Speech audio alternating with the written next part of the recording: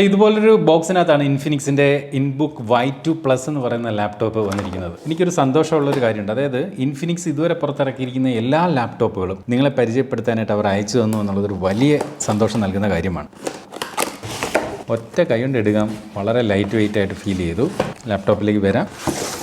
വളരെ simple packing. ചാർജിങ്ങിന് വേണ്ടി C2C കേബിളാണ് കൊടുത്തിരിക്കുന്നത്. ഇൻഫിനിക്സ് എന്നൊക്കെ ഈ കേബിളിൻ്റെ ഇവിടെ എഴുതിയിട്ടുണ്ട്. അത് കൂടാതെ 65 വാട്ടിൻ്റെ ഇതുപോലെ ചാർജറും കൊടുത്തിട്ടുണ്ട്. ഇത് സാധാരണ സ്മാർട്ട് ഫോണുകളോടൊപ്പം ഒക്കെ വരുന്ന ടൈപ്പ് വലിയ ചാർജർ. ഇത്രയാണ് ഇതിനോടൊപ്പം ബോക്സിൽ കൊടുത്തിരിക്കുന്നത്. നമുക്ക് ലാപ്ടോപ്പിലേക്ക് വരാം. ഇതായിരിക്കുന്നു നമ്മുടെ ലാപ്ടോപ്പ്. അതുകൂടാതെ ഇതിൻ്റെ യൂസർ മാനുവൽ, വാറണ്ടി കാർഡ് ഇൻഫർമേഷനൊക്കെ ഇതിനകത്തും കൊടുത്തിട്ടുണ്ട്. ലാപ്ടോപ്പ് നമുക്കിത് ആദ്യം തന്നെ സിംഗിൾ ഹാൻഡ് കൊണ്ട് ഓപ്പൺ ചെയ്യാൻ പറ്റുമോ നോക്കാം.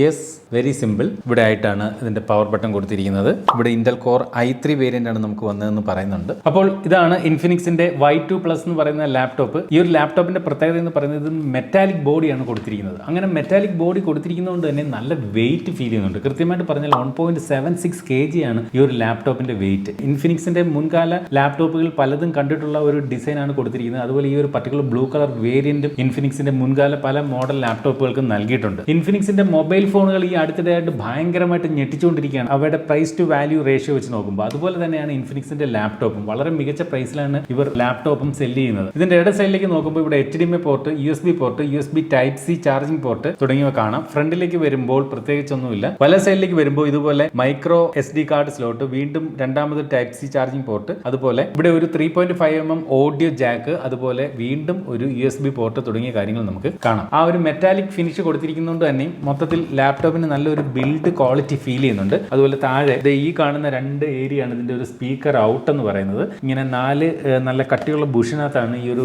ലാപ്ടോപ്പ് ഇത്തരത്തിൽ റെസ്റ്റ് ചെയ്യുന്നത്. ഓപ്പൺ ചെയ്യുമ്പോൾ നമ്മൾ കാണുന്ന രീതി ഇതുപോലെയാണ്. ഡെഡിക്കേറ്റഡ് ആയിട്ടുള്ള നമ്പർ കീ പാഡ് സെപ്പറേറ്റ് കൊടുത്തിട്ടില്ല. അതുകൊണ്ട് തന്നെയും ഈ ലാപ്ടോപ്പിന് ചുറ്റും ഇത്രയും സ്പേസ് അധികമായിട്ടുണ്ട്. എനിക്കിത് കണ്ടപ്പോൾ തോന്നിയൊരു കാര്യം, സ്പീക്കറിന്റെ ഔട്ട് ഈ ഒരു ഭാഗത്ത് പുറത്തേക്ക് കൊടുത്തിരുന്നെങ്കിൽ കുറച്ചുകൂടെ ബെറ്റർ ആയേനെ. ഇത്തരത്തിൽ ലാപ്ടോപ്പിന്റെ സ്പീക്കർ ഔട്ട് താഴേക്ക് വരുമ്പോൾ നമ്മൾ ടേബിളിന്റെ ഒക്കെ പുറത്ത് വയ്ക്കുമ്പോൾ പൊതുവെ സൗണ്ട് കേൾക്കാൻ ഒരു ബുദ്ധിമുട്ട് പലപ്പോഴും ഉണ്ടാകാറുണ്ട്. അപ്പോൾ ഇത്രയും സ്പേസ് കിടക്കുന്നതുകൊണ്ടാണ് ഞാൻ പറയുന്നത് സ്പീക്കർ ഇവിടെ കൊടുത്തെങ്കിൽ നല്ലതായിരുന്നു. ഇത് ഇവിടെ ആയിട്ടാണ് പവർ ബട്ടൺ കൊടുത്തിരിക്കുന്നത്. എടുത്തു പറയേണ്ട ഒരു കാര്യം, ഈ ഒരു ട്രാക്ക് പാഡാണ്. 6.36 ഇഞ്ചിന്റെ പ്രീമിയം AG ഗ്ലാസ് ടച്ച് പാഡാണ് ഇവിടെ കൊടുത്തിരിക്കുന്നത്. അപ്പം ഗ്ലാസ് ഏരിയ ആണ് ഈ ഒരു ഭാഗത്ത് കൊടുത്തിരിക്കുന്നത്. അപ്പോൾ ഒരു വലിയ സൈസാണ് കൊടുത്തിരിക്കുന്നത്. ഏകദേശം ഒരു സ്മാർട്ട് ഫോണിന്റെ ഒക്കെ സൈസ് വരുന്ന തരത്തിൽ അത്രയും വലുപ്പമുള്ള ഒരു ട്രാക്ക് പാഡാണ് ഇൻഫിനിക്സ് ഇത്തവണ ഈ ഒരു ലാപ്ടോപ്പിനകത്ത് കൊടുത്തിരിക്കുന്നത്. ഇവിടെ ഒരുപാട് സ്പേസ് ഉണ്ട്. പക്ഷേ കീബോർഡ് ഏരിയ നോക്കി, ഇത്രയും വലിയൊരു ലാപ്ടോപ്പിനകത്ത് ചെറിയൊരു കീബോർഡ് ഏരിയയാണ്. കുറച്ചും കൂടി ഒരു വലിയ കീബോർഡ് ഏരിയയോ അല്ലെങ്കിൽ ഒരു ന്യൂമറിക്കൽ പാഡ് കൂടെ കൊടുക്കുകയൊക്കെ ചെയ്തിട്ടുണ്ടെങ്കിൽ കൊള്ളാമെന്നൊരു അഭിപ്രായമുണ്ട്. അതുപോലെ ഇവിടെ ഇന്റൽ കോർ i3യുടെ ആ ലോഗോ ഒക്കെ കാണാം. നമുക്കിത് ഓൺ ചെയ്ത് നോക്കാം. ഓൺ ചെയ്യുമ്പോൾ ഇതുപോലെ ഇൻഫിനിക്സ് എന്ന് എഴുതി കാണിക്കുന്നുണ്ട്. ബൂട്ട് ചെയ്യാൻ ഒരുപാട് ടൈം ഒന്നും എടുക്കുന്നില്ല. കാരണം ഇതിനകത്ത് SSD ആണ് കൊടുത്തിരിക്കുന്നത്. അതിപ്പോൾ വരുന്ന മിക്ക ലാപ്ടോപ്പുകളിലും സ്റ്റാൻഡേർഡായി മാറിക്കഴിഞ്ഞിരിക്കുന്നു SSD. അപ്പോൾ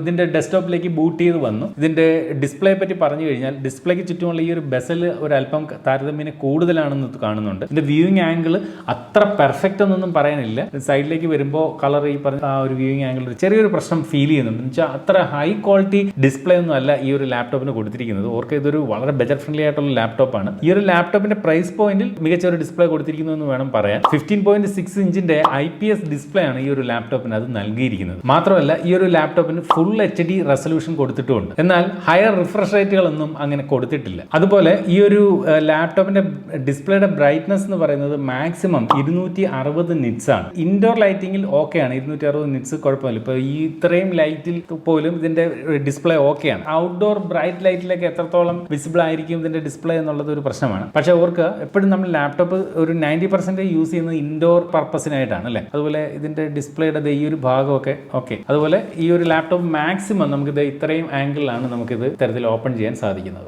Wi-Fi 5 നൽകിയിരിക്കുന്ന, അതായത് വൈഫൈയുടെ ലേറ്റസ്റ്റ് ഒന്നും അല്ല കൊടുത്തിരിക്കുന്നത്. ചിലപ്പോൾ ചില പുതിയ ലാപ്ടോപ്പുകളിലൊക്കെ Wi-Fi 6E ഒക്കെ വരാറുണ്ട്. ഇതിനകത്ത് Wi-Fi 5 ആണ് കൊടുത്തിരിക്കുന്ന. ഈ ഒരു ലാപ്ടോപ്പിനകത്ത് 11th Gen i3 പ്രോസറാണ് നൽകിയിരിക്കുന്നത്. അപ്പോൾ കൃത്യമായിട്ട് പറഞ്ഞാൽ 115G4 എന്ന് പറയുന്ന i3 പ്രോസറാണ് ഇതിനകത്ത് നൽകിയിരിക്കുന്നത്. അപ്പോൾ നിലവിൽ 12th Gen കഴിഞ്ഞ് 13th Gen ഒക്കെ ആയിട്ടുണ്ട്. അപ്പോൾ ഇപ്പോഴും ഇതിനകത്ത് 11th Gen പ്രോസറാണ് കൊടുത്തിരിക്കുന്നത്. നമുക്കിത് പ്രൈസ് വളരെ കുറച്ച് നിർത്തുന്നതിന് വേണ്ടിയിട്ടായിരിക്കണം അത്തരത്തിലുള്ള കാര്യങ്ങളൊക്കെ ചെയ്തിരിക്കുന്നതെന്ന് തോന്നുന്നു. അതുപോലെ ഈ ഒരു Y2+ എന്ന് പറയുന്ന മോഡലിൽ 2 വേരിയന്റ് ആണ്. i3 വേരിയന്റും ഉണ്ട്, i5 വേരിയന്റും ഉണ്ട്. അപ്പോൾ നമുക്ക് നിങ്ങളെ പരിചയപ്പെടുത്താനായിട്ട് അയച്ചിരിക്കുന്നത് i3 വേരിയന്റ് ആണ്. അതുപോലെ തന്നെ ഇതിനകത്ത് മാക്സിമം 8GB റാം ആണ് നൽകിയിരിക്കുന്നത്. അതും LPDDR4X റാം ആണ് നൽകിയിരിക്കുന്നത്. ഇന്ന് വരുന്ന പല ലാപ്ടോപ്പുകളിലും സ്റ്റാൻഡേർഡ് ആയിട്ട് ഒരു 16GB റാം ഒക്കെ വന്നു കഴിഞ്ഞിട്ടുണ്ട്. പക്ഷേ ഇതിനകത്ത് ഈ പറഞ്ഞ പോലെ 8GB ഉള്ളൂ എന്നുള്ള ഓർമ്മിപ്പിക്കട്ടെ. 512GB SSD ആണ് ഈ ഒരു ലാപ്ടോപ്പിനകത്ത് നൽകിയിരിക്കുന്നത്. അതുകൊണ്ട് തന്നെയാണ് ഈ പറഞ്ഞ വിൻഡോസിന്റെ ബൂട്ടിംഗ് ഒക്കെ ഒരുവിധം ഫാസ്റ്റായി നടക്കുന്നത്. അതുപോലെ തന്നെ ഈ ഒരു ലാപ്ടോപ്പിനകത്ത് Windows 11 home edition pre installed ആയിട്ട് വരുന്നുണ്ട്. ഈ ഒരു ലാപ്ടോപ്പിനകത്ത് 2 വാട്ടിന്റെ ഡ്യുവൽ സ്റ്റീരിയോ സ്പീക്കർ ആണ് കൊടുത്തിരിക്കുന്നത്. അപ്പൊ സ്പെക്കിൽ 2 വാട്ടിന്റെ ഡ്യുവൽ സ്റ്റീരിയോ സ്പീക്കർ എന്ന് കേട്ടപ്പോൾ ഞാൻ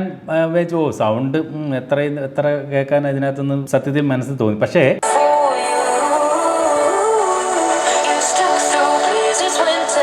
ഇത് കേട്ടപ്പോൾ ഞാൻ ഞെട്ടിപ്പോയി സീരിയസ്ലി. ആ 2 വാട്ടിൻ്റെ സ്പീക്കർ എന്നൊക്കെ പറഞ്ഞാൽ നല്ല ക്വാളിറ്റിയുള്ള സൗണ്ട്, നല്ല സ്റ്റീരിയോ സെപ്പറേഷൻ, നല്ല ഔട്ട്പുട്ട് തന്നെ കിട്ടുന്നുണ്ട്. എടുത്ത് പറയേണ്ട കാര്യം, ഇൻഫിനിക്സിന്റെ വില കുറഞ്ഞ ഫോണുകൾ പോലും DTS ഓഡിയോ സപ്പോർട്ട് ഉണ്ട്. അത് ഈ ഒരു ലാപ്ടോപ്പിനകത്ത് നൽകിയിട്ടുണ്ട്. അതുപോലെ തന്നെ ഇൻഫിനിക്സിന്റെ ഫോണുകളെ പറ്റി പറയുമ്പോൾ എടുത്ത് പറയേണ്ട കാര്യം, ഇൻഫിനിക്സിന്റെ ഫോണിനകത്ത് വില കുറഞ്ഞ ഫോണിനകത്തൊക്കെ ഈ പറഞ്ഞ ഡ്യുവൽ LED ഫ്ലാഷ് ലൈറ്റ് ഒക്കെ കൊടുത്തിട്ടുണ്ട്. ഇവിടെയും ഇത്തരത്തിൽ കണ്ടില്ലേ, ഈ ഒരു ക്യാമറയ്ക്ക് ചുറ്റും ഇതുപോലെ LED ഫ്ലാഷ് ലൈറ്റ് കൊടുത്തിട്ടുണ്ട്. അപ്പോൾ ലോ ലൈറ്റിലൊക്കെ ഇരുന്ന് വേണമെങ്കിലും വീഡിയോ കോൾ ചെയ്യാനുള്ള ഓപ്ഷൻ ഇൻഫിനിക്സിന്റെ ഈ ഒരു ലാപ്ടോപ്പിലുണ്ട്. അപ്പോൾ ഇൻഫിനിക്സിന്റെ വില കുറഞ്ഞ ഫോണുകളിലും അതുപോലെ തന്നെ ഇത്തരത്തിൽ ഇൻഫിനിക്സിന്റെ ലാപ്ടോപ്പിനകത്ത് ഈ ഒരു ഡ്യുവൽ LED ഫ്ലാഷ് ലൈറ്റ് അത് മസ്റ്റാണ്. അപ്പോൾ DTS ഓഡിയോയും ഡ്യുവൽ LED ഫ്ലാഷ് ലൈറ്റും ഇൻഫിനിക്സിനെ സംബന്ധിച്ച് മാറ്റി നിർത്താനാവാത്ത 2 കാര്യങ്ങളാണ്. ഇതിന്റെ ഒരു ബാറ്ററി സൈഡിലേക്ക് വന്നു കഴിഞ്ഞാൽ 50 വാട്ട് അവറിന്റെ ബാറ്ററിയാണ് ഇതിനകത്ത് നൽകിയിരിക്കുന്നത്. അത് ചാർജ് ചെയ്യാനായിട്ട് 65 വാട്ടിന്റെ PD ചാർജറാണ് കൊടുത്തിരിക്കുന്നത്. നമുക്ക് വേണമെങ്കിൽ ആ ഒരു 65 വാട്ടിന്റെ ചാർജർ ഉപയോഗിച്ചുകൊണ്ട് നമ്മുടെ ഫോണും ഒക്കെ ചാർജ് ചെയ്യാൻ സാധിക്കും. അപ്പോൾ ഈ ഒരു ലാപ്ടോപ്പിന്റെ സ്റ്റാർട്ടിംഗ് പ്രൈസ് എന്ന് പറയുന്നത് 27,490 ആണെന്നാണ് അറിയാൻ കഴിഞ്ഞത്. അപ്പോൾ 30,000 രൂപയിൽ താഴെ ഒരു ലാപ്ടോപ്പ് നോക്കുന്നെങ്കിൽ ഈ ഒരു ലാപ്ടോപ്പ് വേണമെങ്കിൽ പരിഗണിക്കാം. അപ്പോൾ ഇതിന്റെ ഒരു